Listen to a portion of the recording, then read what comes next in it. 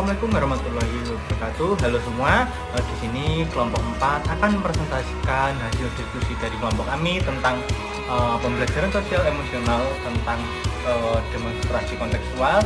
Nah, sebelum itu izinkan saya memperkenalkan anggota kelompok kami. Yang pertama saya Muhammad Iwanul Hadi, lalu ada Nobita Ramadhani, lalu ada Rahmawati, lalu ada Rani Septiana Arismonika, dan yang kelima yaitu Rati Arya Dining Tias, lalu yang terakhir Resti Dewi Widyanise.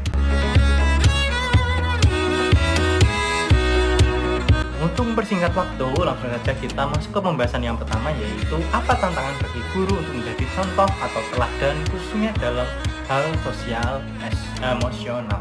Nah, di sini kami berpendapat tantangan bagi guru dalam menjadi contoh atau teladan dalam hal sosial dan emosional adalah kompleks dan menuntut. Nah, guru harus memiliki kesadaran diri yang tinggi terhadap emosi dan perilaku mereka sendiri, serta mampu mengelola emosi dengan baik agar tidak mengaruhi interaksi dengan statistik. Nah, konsistensi dalam perilaku dan respon terhadap situasi yang berbeda juga menjadi fokus penting, di mana guru perlu menunjukkan sikap yang konsisten dalam menghadapi tantangan, menyelesaikan konflik, dan berinteraksi dengan peserta didik. Kemampuan untuk berempati dengan peserta didik dan memahami perspektif mereka juga diperlukan agar guru dapat merespon dengan tepat terhadap kebutuhan dan persamaan peserta didik. Nah, keterampilan komunikasi yang efektif menjadi kunci dalam contoh sosial emosional yang baik. Nah, termasuk kemampuan untuk mengkomunikasikan perasaan, harapan, dan batasan dengan jelas kepada peserta didik, serta mendengarkan dengan empati. Menyelesaikan konflik dengan adil, terbuka, dan tanpa kekerasan juga merupakan tantangan yang dihadapi guru. Selain itu, guru harus menjadi model perilaku positif bagi peserta didik. Dalam hal tanggung jawab, kerjasama, penghargaan terhadap perbedaan, dan sikap positif dalam mengatasi kesulitan. Membangun hubungan yang kuat dan saling percaya dengan peserta didik juga memerlukan waktu dan dedikasi.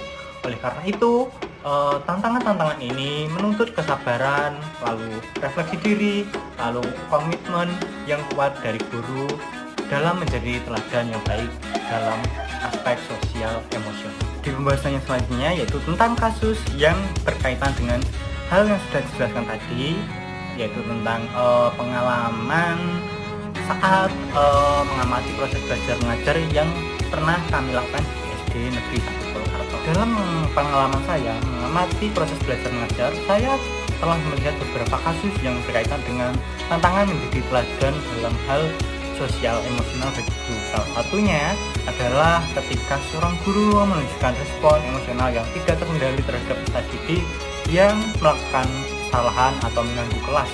Misalnya dalam sebuah kelas, seorang peserta didik melakukan pelanggaran-pelanggaran kecil dan guru merespon dengan marah yang berlebihan, bahkan mungkin menggunakan bahasa atau sikap yang tidak pantas. Hal ini tidak hanya mengganggu kelas dan menurunkan suasana belajar yang positif, tapi juga memberikan contoh yang tidak diinginkan kepada peserta didik tentang cara mengelola emosi dengan tepat. Nah, selain itu, dengan beberapa kasus yang pernah saya alami, juga pernah menyaksikan guru yang tidak konsisten dalam memberikan sanksi atau hukuman terhadap pelanggaran yang sama, yang dapat memunculkan persepsi atau ketidakadilan antara peserta didik dengan peserta didik lainnya. Nah, di sisi lain, saya juga telah melihat guru yang berhasil menjadi teladan dalam hal sosial emosional. Nah, mereka adalah guru yang selalu tenang dan sabar dalam menghadapi situasi yang sulit seperti konflik antar peserta didik atau ketidakhadiran peserta didik. Mereka mampu memberikan dukungan emosional kepada peserta didik yang membutuhkannya dan menggunakan bahasa tubuh dan verbal yang menginspirasi dan memberikan sanksi yang adil tapi tanpa kekerasan dan intimidasi. Mereka secara konsisten menunjukkan menunjukkan sikap yang positif, empati, dan kesediaannya untuk mendengarkan dan memahami perspektif peserta didik.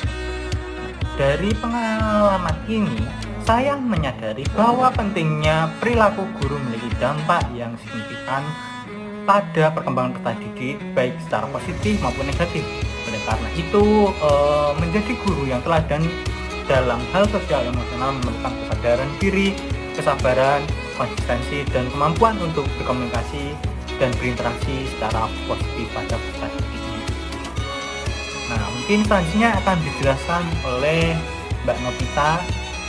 Selanjutnya, bagaimana sekolah bisa mendukung pembelajaran sosial emosional? Apa saja tantangan bagi sekolah?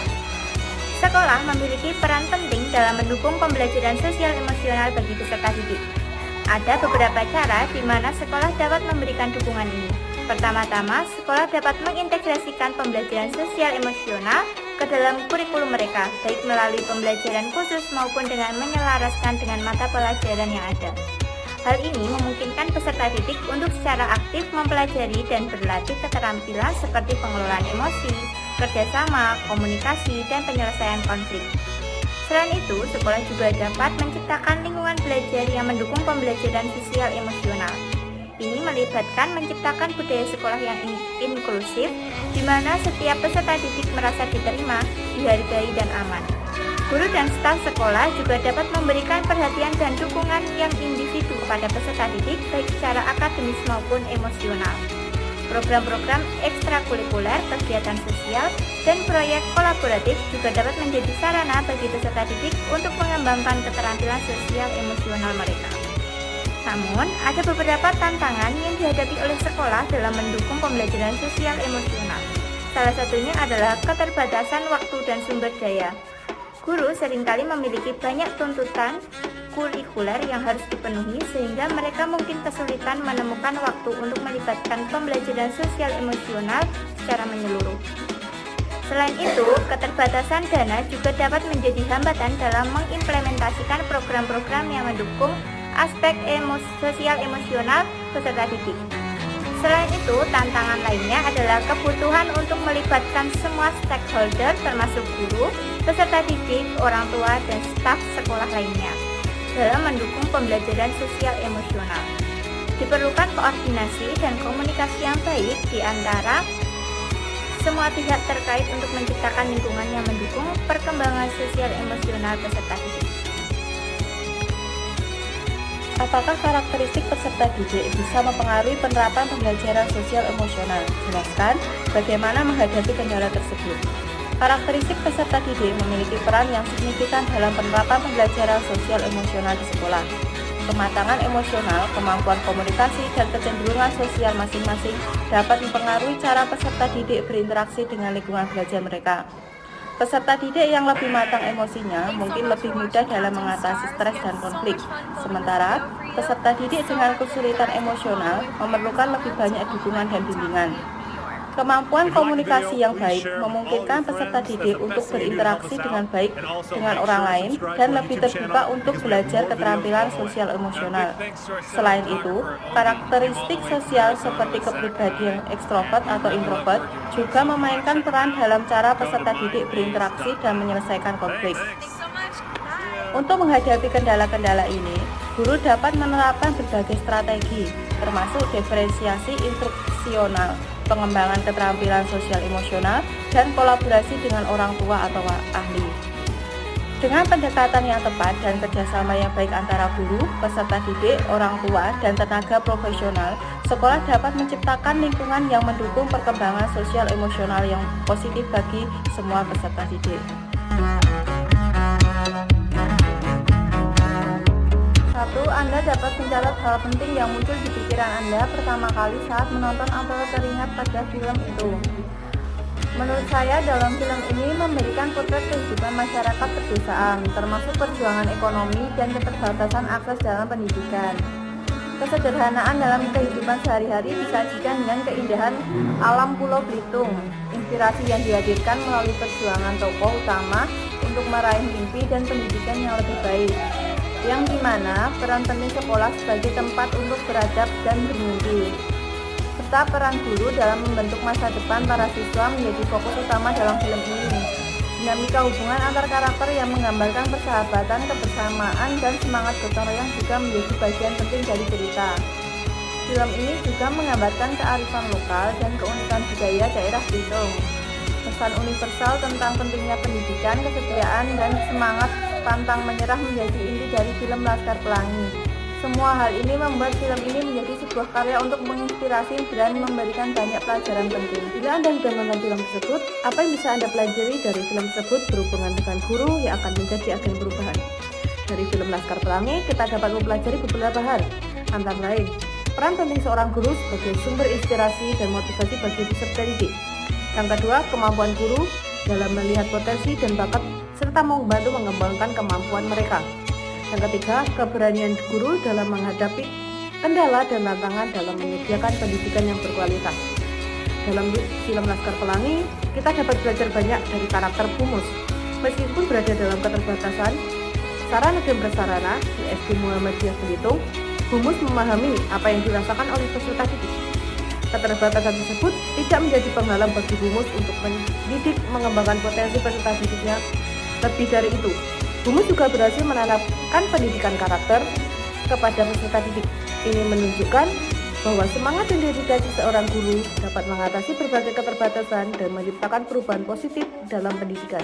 Apa yang bisa Anda pelajari dari kejadian film tersebut dan apa hubungannya dengan pembelajaran sosial emosional? Dari film Dead Bad Society memberikan banyak pelajaran berharga terkait dengan pembelajaran sosial emosional. Film ini mengisahkan sekelompok siswa di Amerika Washington, sebuah sekolah elit di Amerika, dan guru baru mereka, John Keating, yang mengajarkan mereka untuk memahami esensi puisi dan membuat perubahan dalam hidup mereka. Dari film ini kami belajar tentang yang pertama, kebebasan berpikir. John Keating, guru baru mereka, mendorong siswa untuk berpikir secara bebas dan kritis, sebuah konsep yang sangat penting dalam pembelajaran sosial emosional. Yang kedua, penghargaan terhadap individualitas. Keating menghargai individualitas setiap siswa dan mendorong mereka untuk mengajar mimpi mereka, bahkan jika itu berarti melawan norma dan ekspektasi. Yang ketiga, pentingnya ekspektasi diri. Melalui puisi, siswa belajar untuk mengekspresikan perasaan dan pemikiran mereka, sebuah keterampilan kunci dalam pembelajaran sosial emosional. Yang keempat, menghadapi konflik dan tantangan. Siswa dihadapkan pada berbagai konflik dan tantangan, baik secara individual maupun sebagai kelompok. Mereka belajar untuk mengatasi masalah ini dengan cara yang sehat dan konstruktif. Yang kelima, pembentukan karakter. Melalui pengalaman dan petualangan mereka, siswa mengembangkan karakter dan nilai-nilai penting seperti keberanian, kejujuran, dan rasa persahabatan. Film yang selanjutnya adalah Sekolah Rimba. Film Sekolah Rimba memberikan banyak pelajaran berharga terkait dengan pembelajaran sosial emosional. Film ini mengisahkan tentang Butet Manurung, seorang guru yang mengajarkan anak-anak rimba di hulu sungai Makekal di hutan Bukit 12. Berikut adalah beberapa pelajaran yang dapat dipelajari dari film ini. Yang pertama, pemahaman emosional. Butet Manurung memahami apa yang dirasakan oleh peserta didik selama belajar dengan segala keterbatasan yang ada, terutama sarana dan prasarana. Yang kedua, mengatasi tantangan. Butet harus meriset berbagai kehidupan orang rimba, mulai dari pola pengasuhan anak dan juga pergaulan di lingkungannya, agar menciptakan komunikasi yang baik dalam toleransi. Yang ketiga, pentingnya pendidikan. Bungo, seorang anak rimba, memiliki semangat tinggi untuk memperoleh pendidikan. Dia harus berhadapan dengan ibunya dan orang rombongan yang masih percaya bahwa belajar baca tulis dapat membawa malapetaka bagi mereka. Yang keempat, perjuangan. Bungo yang tidak patah semangat dan terus memperjuangkan haknya untuk belajar semata-mata demi tujuan agar orang yang berpendidikan tidak terus-menerus membohongi orang rimba dan mengeksplorasi hutan mereka. Sekian presentasi dari kelompok kami. Apabila banyak salah kata yang kami ucapkan, saya selaku perwakilan kelompok meminta maaf. Assalamualaikum warahmatullahi wabarakatuh.